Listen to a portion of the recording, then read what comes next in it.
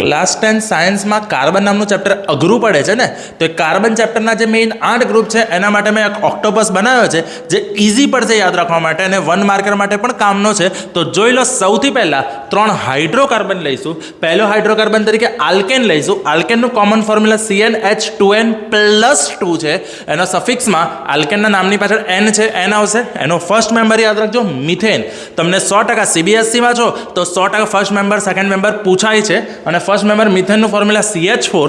બધા જ bond single bond છે એટલે એક સેચ્યુરેટેડ હાઇડ્રોકાર્બન બનશે. યાદ રાખજો આલ્કેન સેચ્યુરેટેડ છે. હવે એનું સેકન્ડ ગ્રુપ જે ડબલ બોન્ડથી બનેલું છે એ છે આલ્કિન. આલ્કિનમાં નામની પાછળ ઇન છે એટલે એના સફિક્સમાં ઇન આવે છે. એનો ફર્સ્ટ મેમ્બર છે ઇથિન. ઇથ 2 કાર્બન, ઇથ ઇન ઇથિન બનશે.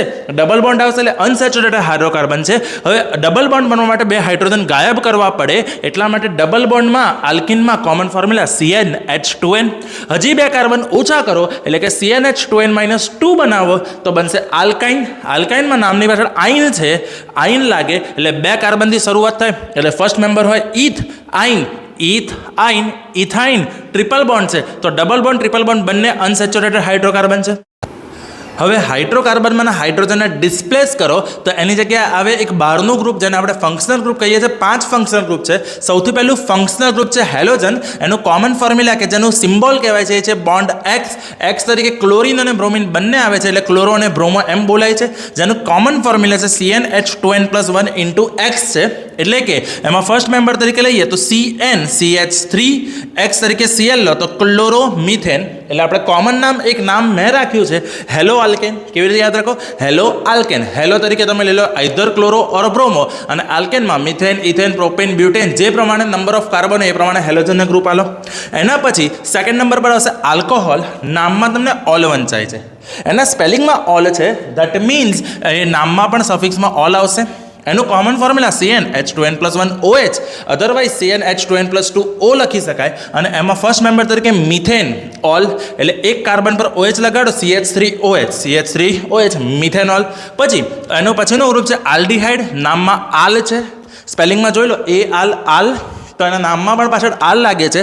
એનું કોમન ફોર્મ્યુલા છે CnH2nO એટલે ફર્સ્ટ મેમ્બર આવે છે એનું મિથેનોલ જેને ફોર્માલ્ડીહાઇડ પણ કહેવાય છે HCHO. એના પછીનું ગ્રુપ છે કીટોન. કીટોન માટે મિનિમમ 3 કાર્બન જોઈએ. યાદ રાખજો કીટોનનો ફર્સ્ટ મેમ્બર પ્રોપેનોન જ છે એટલે એનો ફર્સ્ટ મેમ્બર પ્રોપેનોન છે. મિનિમમ 3 કાર્બન જોઈએ. સ્પેલિંગમાં ઓન આવશે એટલે સફિક્સમાં ઓન આવશે. અને લાસ્ટ ગ્રુપ કાર્બોક્સિલિક એસિડ. સ્પેલિંગમાં OIC એસિડ એટલે આપણે નામની પાછળ લગાવીએ છે ઓઇક એસિડ. શું લગાવીએ છે? ઓઇક એસિડ. હવે જુઓ એનું કોમન ફોર્મ્યુલા CnH2nO2 થશે કારણ કે COOH એનું ફોર્મ્યુલા થશે.